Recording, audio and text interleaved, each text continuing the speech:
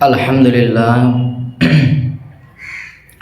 আলহামদুলিল্লাহি রাব্বিল আলামিন ওয়াল আকিবাতু লিল মুত্তাকিন ওয়াসসালাতু ওয়াসসালামু আলা রাসূলিহিল কারীম আম্মা বা'দ ফাউযু বিল্লাহি মিনাশ শাইতানির রাজীম বিবারাকাতি বিসমিল্লাহির রাহমানির রহিম।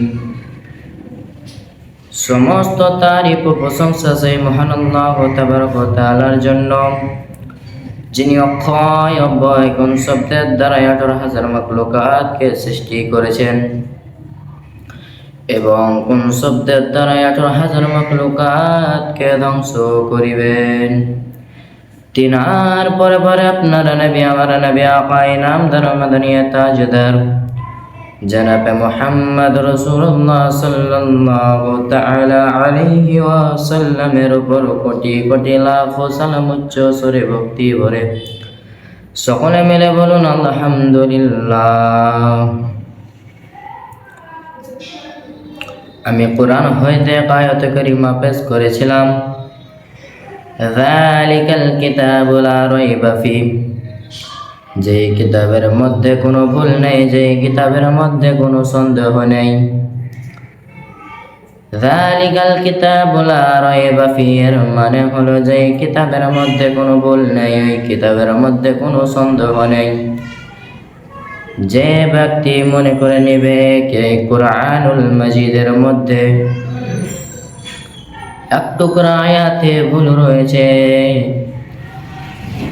একটি জবারে ভুল রয়েছে, একটি পেশে ভুল রয়েছে, একটি জজমে ভুল রয়েছে, আল্লাহ বলেন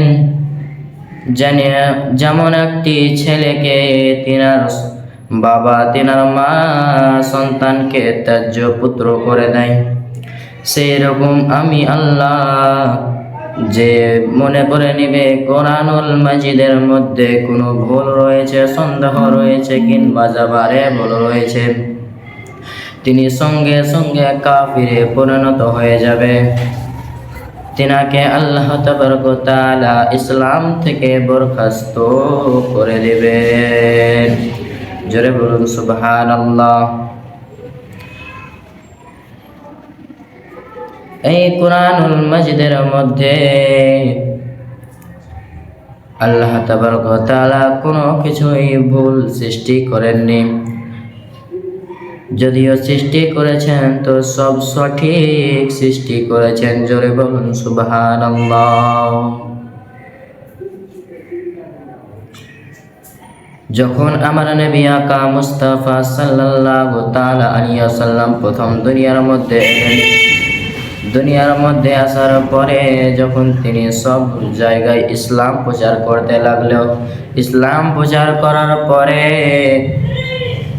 ওই মক্কা শরীফে যখন ইসলাম প্রচার করতে লাগলো, ইসলাম প্রচার করার পরে একটি উমার বলে লোক ছিল, হযরতে উমার। ওই হযরতে উমার আমার নবী আকা মুস্তাফা সাল্লাল্লাহু তাআলা আলাইহি ওয়াসাল্লামের গর্দান কাটার জন্য তিনি তিনার নবী করিম সাল্লাল্লাহু তাআলা আলাইহি ওয়াসাল্লামের দরবারের দিকে যেতে লাগলো। যেতে যেতে রাস্তার মধ্যে এক ব্যক্তির সঙ্গে দেখা হয়ে গেল।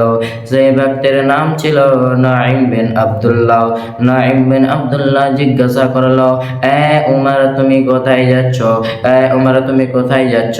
উমর বলে, আমি নবীর গর্দান কাটতে যাচ্ছি, নবীর গর্দান কাটতে যাচ্ছি।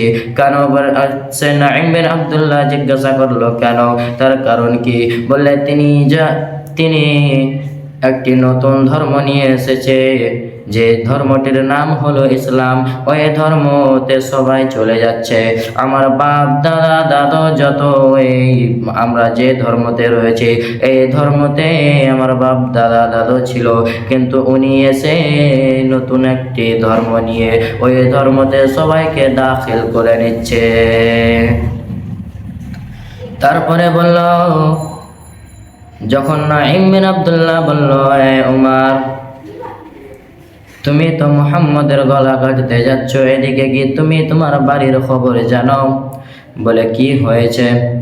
তিনি বাড়িতে গিয়ে বললেন কি তোমার বোন আর বোনও দুজনেই মুসলমান হয়ে গেছে, প্রথমে তোমার বোনের বাড়ির দিকে যাও। যখন এই কথাগুলো শুনলো, শোনার পরে উমর বলছেন, আমি যদি ওই মুহাম্মদকে ছেড়ে আমার বোনের দিকে যাই, তাহলে তিনি গিয়ে বলে দিবেন কি এ মুহাম্মদ, তোমাকে কাটার জন্য, তোমার গর্দান কাটার জন্য উমর আসছেন। তিনি এই সব চিন্তা করার পরেও তিনি তিনার বোনের বাড়ির দিকে গেল।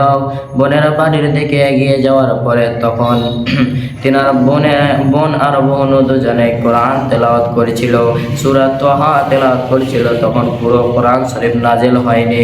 তারপরে যখন তিনি ওমর চলে গেলেন বাড়ির দিকে, বাড়িতে যাওয়ার পরে দরজার মধ্যে পৌঁছে গেল। দরজার মধ্যে পৌঁছার পরে তিনি আওয়াজ পাচ্ছে, কি যেন কোরআন শরীফের গুনগুন করে আওয়াজ করছে, কি যেন তেনারা ভিতর থেকে আওয়াজ করছে। তারপরে উমর যখন শব্দ করলো, এ বোন, তিনি দরজা খুলে দাও, দরজা খুলে দাও। দরজা খুললো না। তিনি যখন কোরআন শরীফের ওই আয়াতটুকুকে লুকিয়ে দিল, কোনো একটি কোণার মধ্যে লুকিয়ে দিল।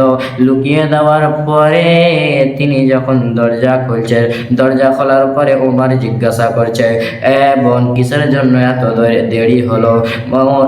তেনার বোন কিছুই বলে না। তারপরে উমর বলছে, বোন, তোরা, আমি কি শুনলাম, তোরা বলে দুজনেই মুসলমান হয়ে গেছে। উমর যখন এই সব কথাগুলো বলল, তখন তিনার বোন বলল, হ্যাঁ, আমরা মুসলমান হয়ে গেছি। এই কথাটা শোনার পরে উমর তিনার বোন আর বোনকে দুজনকে মারতে লাগলো। মেরে রক্তপাত করে দিল, মাথা থেকে রক্ত বেরোতে লাগলো। তারপরে তিনার বোন উত্তর দিচ্ছে, এ উমর, তুমি যত চাহো মারো, কাটো, কিন্তু আমরা ইসলাম ছাড়ব না।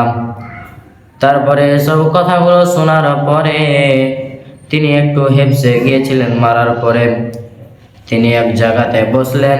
বসার পরে তিনার দিলের মধ্যে কি যেন শান্তি এলো। তিনি জিজ্ঞাসা করলো, এ বোন, তোরা কি পড়েছিলি? ওই জিনিসটা আমাকে দেখা। ওই জিনিসটা দেখার পরে তেনাকে যখন নিয়ে এলো কোরআন শরীফের সূরা তাহা যখন নিয়ে পেশ করলো তিনার সামনে, উমর বলল, আমার হাতে দে। তিনার বোন বলল, না, তুমি এটা ছুতে পারবে না, কারণ তুমি নাপাক অবস্থায় রয়েছ। যতক্ষণ না তুমি গোসল না করবে ঠিক মতো, সেই সালামতে যখন তুমি গোসল না আদা করবে, ততক্ষণ পর্যন্ত তুমি এই কোরআন মাজিদকে ছুতে পারবে না। তারপরে উমর গোসল করে এলো। গোসল করে আসার পরে সেই সূরা তাহার এক টুকরো আয়াতখানাকে তিনার হাতে নিয়ে পড়তে আছে। পড়ার সঙ্গে সঙ্গে তিনি বলতে আছে, মুহাম্মদ এক, আল্লাহ তাবারক ওয়া তাআলা এক, যেনার দ্বিতীয় কেউ নেই, আর মুহাম্মদ সাল্লাল্লাহু তাআলা আলাইহি ওয়াসাল্লাম দ্বিতীয়, যার তৃতীয় কেউ নেই। তারপরে ওই দিনটা কেটে গেল। ওই দিন কাটার পরে তিনি যখন সকাল হয়ে গেল, সূর্য উঠে গেল। সূর্য ওঠার পরে তিনি মুহাম্মদের দরওয়াজার দিকে চলে গেল। মুহাম্মদের দরওয়াজার দিকে যাওয়ার পরে বলছে, লা ইলাহা ইল্লাল্লাহ মুহাম্মাদুর রাসূলুল্লাহ। এই কথাটা শোনার পরে আমার নবীজি কত খুশি হয়েছিল, কতই না খুশি হয়েছিল। তারপরে উমর বলছে, এই ধর্মটা সঠিক রয়েছে, এই ধর্মটা একদম সঠিক রয়েছে। বললে, এই ধর্মটা যদি সঠিক রয়েছে, তো আমরা এই যে নামাজ রোজা লুকিয়ে পড়ছিলাম, এইগুলো এখন কেন লুকিয়ে পড়ব? তারপরে উমর রাদিয়াল্লাহু তাআলা আনহা মুসলমান হওয়ার পরে তেনারা সবাই বাইরে চলে এলো। বাইরে আসার পরে নারা লাগাতে লাগলো, এমন এমন নারা লাগাচ্ছিল যে পুরো আরব কেঁপে উঠছিল, মক্কা শহর পুরো কেঁপে উঠছিল। এই তিনাদের আওয়াজে মক্কা শরীফ পুরো কেঁপে উঠছিল। কেঁপে ওঠার পূর্বে তিনারা যখন দেখলো যারা মুসলমান হয়নি তারা দেখছে নাকি উমর নবীর দলে রয়েছে। তারপরে সবাই একে একে মুসলমান হয়ে গেল।